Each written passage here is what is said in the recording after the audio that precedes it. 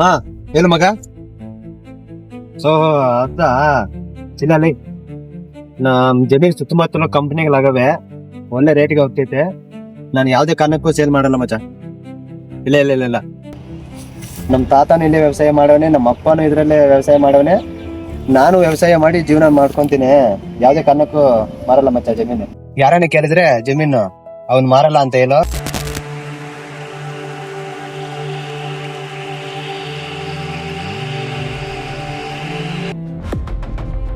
ಏಯ್ 10 ಲಕ್ಷ ಕೊಡ್ತೀನಿ, ಇನ್ನೇನ್ ಲ್ಯಾಂಡ್ ನಾನು ಬಿಟ್ಕೊಟ್ಬಿಡು. ಯಾರು ಹೇಳಿದ್ದೀನಿ ನಿನ್ಗೆ ಜಮೀನು ಮಾಡ್ತೀನಂತ? ಅಪ್ಪಯ್ಯ, ನನ್ ಬಗ್ಗೆ ಗೊತ್ತಿದ್ದು ಇಷ್ಟೊಂದು ಮಾತಾಡ್ತಾ ಇದೀಯಾ? ಮಗನೇ, ನೋಡ್ಕೊಂತೀನಿ ನಿನ್ ಕತೆ. ಹೌದಾ? ಇಲ್ಲಿಂದ ಜಾಗ ಖಾಲಿ ಮಾಡು.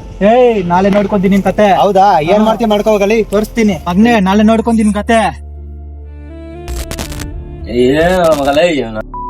ಬರಲ್ಲ ಇವಾಗ ಇತ್ತೀಚೆಗೆ ಕಾಸು ಇಲ್ದ್ರ ಆಗ್ಬಿಟ್ಟೈತಲ್ಲ. ಹಾ ಹೌದನಾ?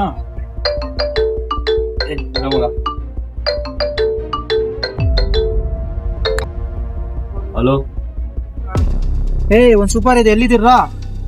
ಹೌದಾ? ಬನ್ನಿ, ಅಡ್ಡದಲ್ಲಿ ಇದೀನಿ, ಬಂದ್ಬಿಡಿ. ಹಾ ಓಕೆ, ಅಲ್ಲೇ ಇರಿ, ಬರ್ತಾ ಇದ್ದೀನಿ.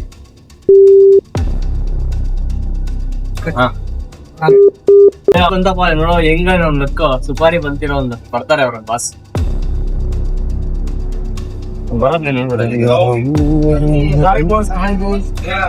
ಏನ್ ಸುಪಾರಿ ಅದು?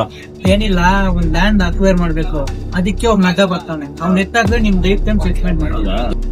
ಯಾವ್ದು ಫೋಟೋ ಇದೆಯಾ? ಫೋಟೋ ಇಲ್ಲ, ಡೈರೆಕ್ಟ್ ಅವ್ನ ಲ್ಯಾಂಡ್ ಅಂತ ಬಂದ್ಬಿಡಿ, ಅಲ್ಲೇ ತೋರಿಸ್ತೀನಿ, ಅಲ್ಲೇ ಎತ್ತಾಕಿ ಅವ್ನು.